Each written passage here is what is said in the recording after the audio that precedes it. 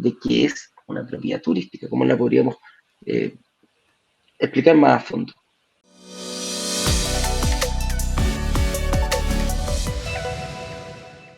Bueno, en el mundo de los abogados, incluso ya tiene unas definiciones en muchos países, y es cuando una propiedad se renta en periodos inferiores a 6 meses, no la rige el Código de Comercio como se llama en cada país, el- el- las leyes que tienen que ver con las leyes comerciales, sino las rigen las leyes turísticas. Se considera que si tú haces eh, renta por periodos inferiores a 6 meses, la persona que está ocupando esa propiedad no es un arrendatario de largo plazo, sino que se considera un turista, un huésped, y cambia hasta su denominación. Por supuesto, inclusive, pues, no llega a ser de meses, puede ser de semanas, puede ser de días, puede ser de una noche. Y a esas propiedades las rigen las leyes turísticas de los países. Y eso significa algo muy importante desde el punto de vista de la inversión inmobiliaria. Significa que pasamos de la venta o del arrendamiento, o de la generación de ingresos, renta larga, es decir, contratos a largo término, 6 meses o más, a pasar a, entre comillas, contratos. A veces uno ni siquiera firma un contrato como tal, sino Sí. a estadías por noches, por días, muy sencillas. Y eso genera algo que es muy interesante desde el punto de vista de la inversión. Yo he mencionado aquí un par de veces, alguna vez en la vida tuve pizzería por un par de años en los negocios que he tenido. Y yo recuerdo que uno de los negocios que hicimos es que primero vendíamos las pizzas normales, luego, un buen día, hace ya bastantes años, no sé, nos dio por vender la pizza por porción, o sea, por vender los El pedacitos, slice. el slice. Y entonces lo vendíamos allí con una gaseosa, con una cerveza del barril muy agradable, teníamos una rocolita. Y la verdad nos fue bastante bien. Estaba en una zona llena de muchachos, me iba bastante bien. Eh, y obviamente, si le sacaba, por decir algo, de 100 pesos a la pizza completa, que estoy utilizando números que no corresponden, pero solo para que todos hagamos una comparación Uh-huh. fácil, eh, al venderlo por pedacitos, le sacaba 180 pesos. Le sacaba un Prácticamente el doble. 80% más, casi el doble. Bueno, pues déjenme decirles que en el mundo de las inversiones inmobiliarias pasa algo muy similar.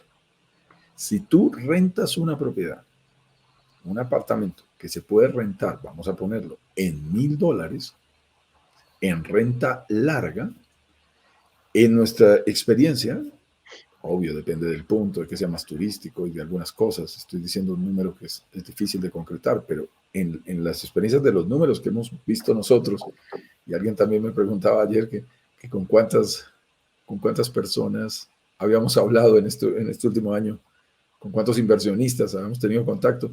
Y yo le decía que a través de las reuniones de análisis que hacemos y las actividades en las que pues, tengo afortunadamente la posibilidad de participar personalmente en muchas de ellas, yo creo que con más de 300 personas, hacíamos la cuenta, hemos tenido contacto directo y eso nos deja correr 300 veces nuestros simuladores, hacer comparaciones, comparar a Playa del Carmen versus Punta Cana, versus Miami, versus Panamá, versus Cartagena, versus Bogotá, versus Monterrey.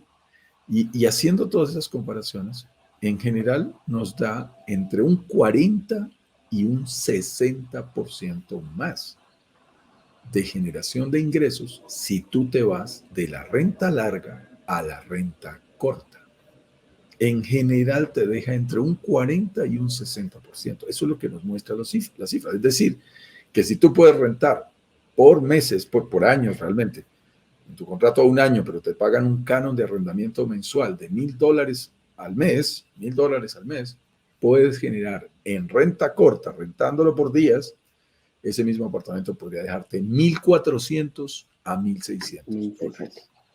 Eso mejora muchísimo, obviamente, la rentabilidad, pero nos mete en retos. Y esto sí que es importante mencionarlo para mencionar las dos caras de la moneda.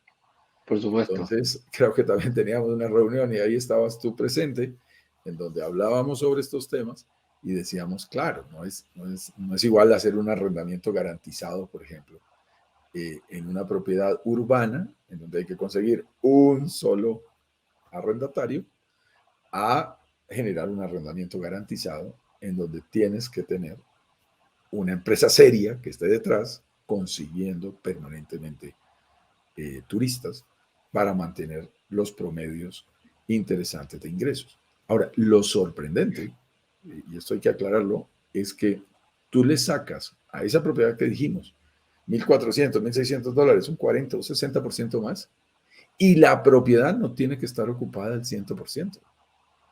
La propiedad puede estar ocupada solo un 55, 60, 70%. Y con eso ya es suficiente para que le gane la carrera de generación de ingresos Claro. a la versión de la propiedad urbana que se renta en renta larga. Es realmente sorprendente. Aunque esté el 30% vacío el departamento al mes, sí, Sí. aunque Y esté 40 también muchas veces, también se puede dar. 40%, con 40% de vacancia, acabamos de hacer un ejercicio para República Dominicana y funciona, no Sí. tienes ningún problema.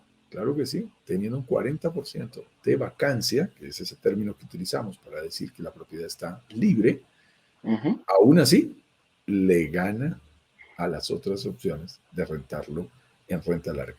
Entonces, eso lo vuelve realmente interesante y, por supuesto, hace que las propiedades turísticas tengan un nivel de rentabilidad muchísimo más alto.